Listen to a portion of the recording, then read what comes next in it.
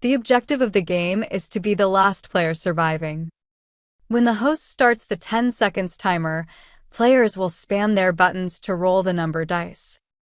Each roll adds up to how many steps their horse will move towards the destination. When the timer is up, the horses will move forward and whoever is the furthest behind is eliminated.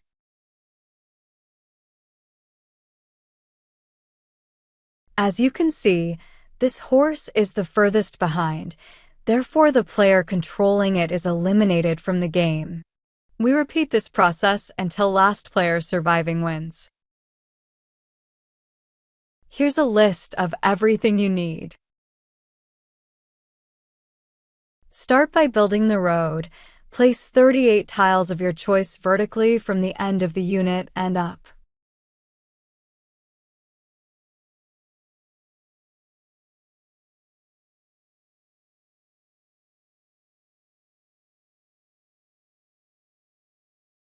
Place another 38 tiles vertically with a gap in between each line.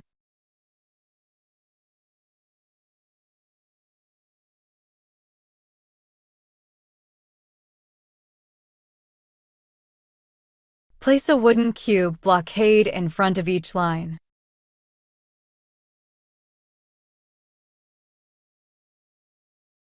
Place a chess knight pawn in front of each cube.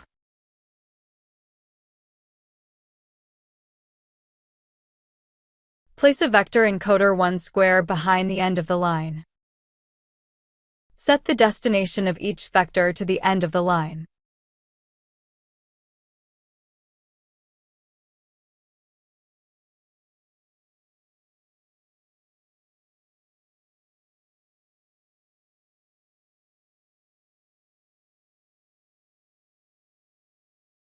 Open wiring mode and select the first vector's data output. Connect it to its corresponding pawn. Wire it to the destination output.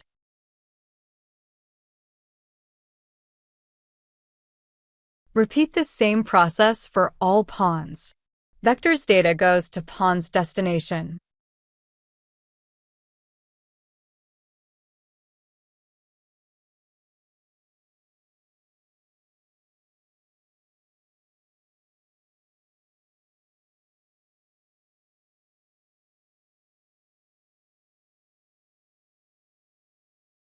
Select all the pawns and move them up once.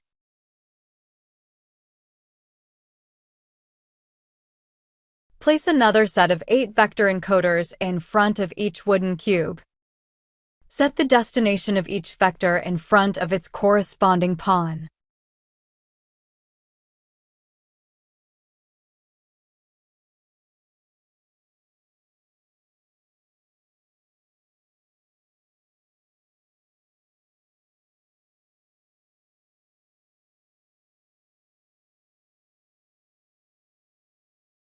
Open wiring mode and select the first vector. Select the data output.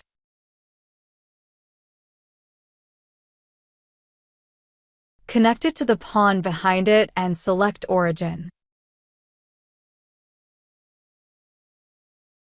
Repeat the same process for all vectors and pawns.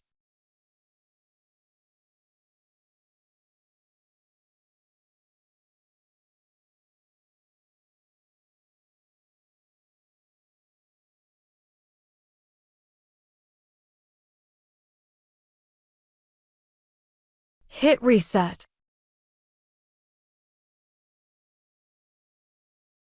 Move the vectors to the top of the unit.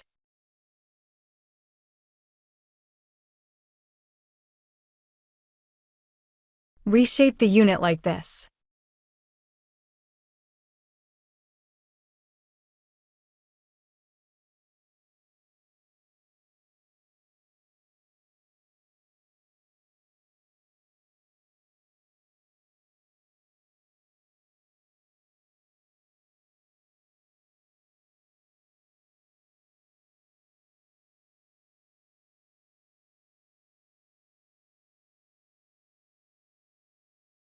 Add a lever behind each pawn.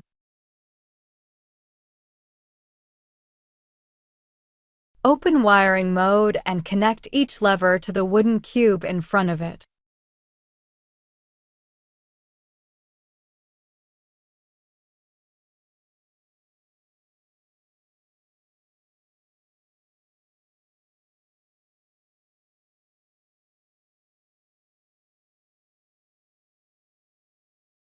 Place an 8-wire repeater and a beam button. Connect the button to the repeater.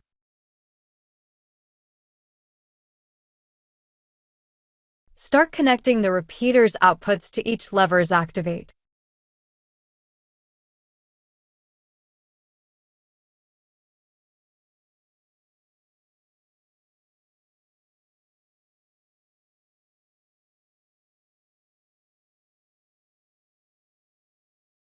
You know you did it correctly when clicking the beam button activates the blockades. As the host, make sure you click the button to open the blockades before the game starts. Close the blockade of whoever gets eliminated. Add a number die in front of each lever. Then add a compact scoreboard next to it.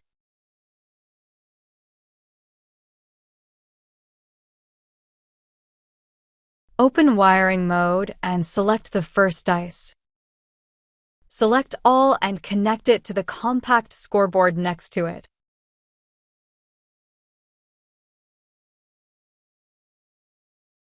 Select increase.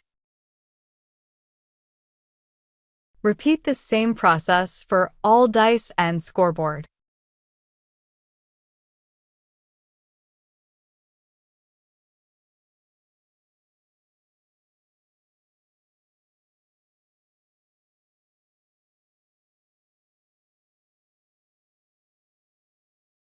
You know you did it correctly when every roll adds up to the scoreboard. Add an encoder near each scoreboard. Open wiring mode and select the first scoreboard. Select the score output. Connect it to the encoder. Select the data input from the encoder. Repeat the same process for all scoreboards and encoders.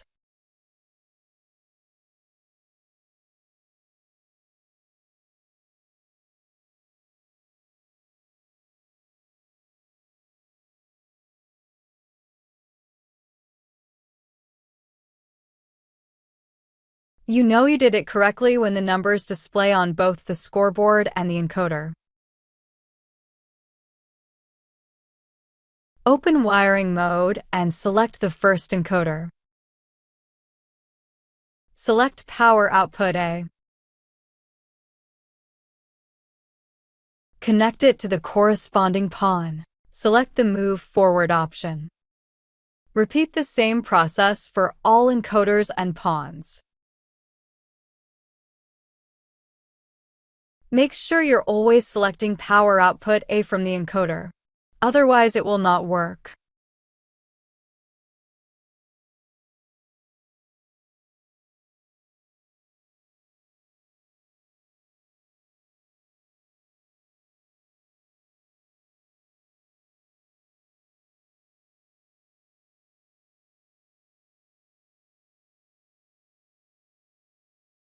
Add an 8-wire repeater and a stopwatch timer. Set the timer to 10 seconds.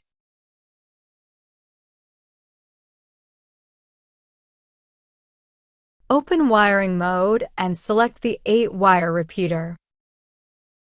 Start connecting each output from the repeater to every encoder's input A.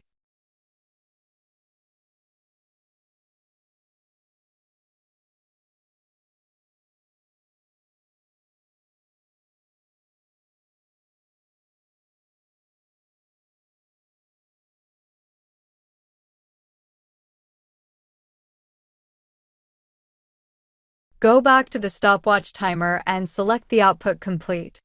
Connect it to the 8-wire repeater. Move the wiring aside.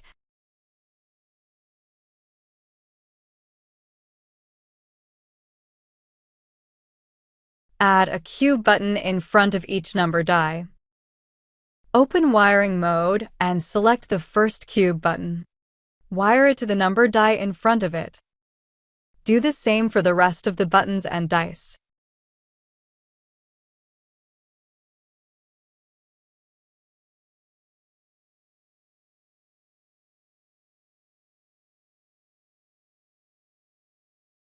Add an 8-output splitter.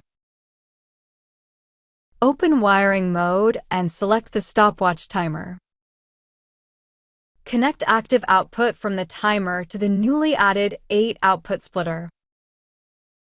Connect the splitter to all the cube buttons.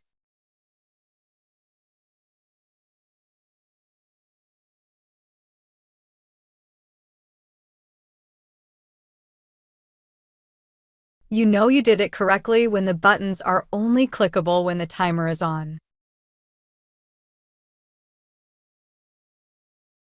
Add a 16-wire repeater. Start connecting it to the reset input in each pawn.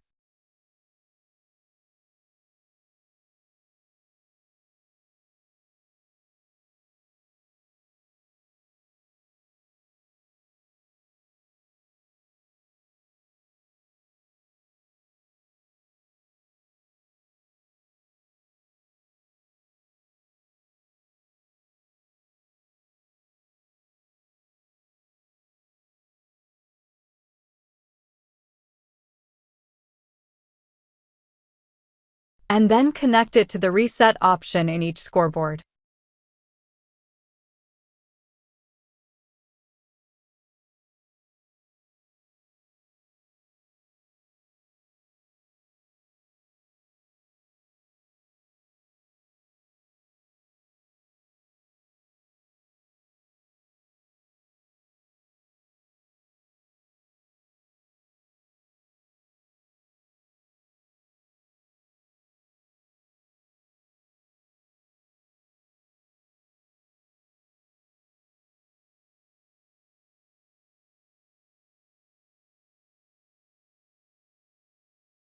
Add a carved stone button. This will be your reset button. Connect it to the 16-wire repeater next to it. Final touches.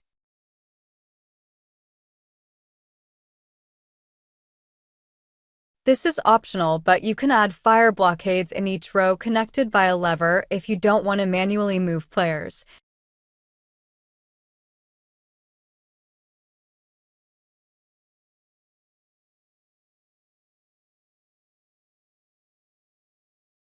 Hold Shift down to connect blockades from the same row together.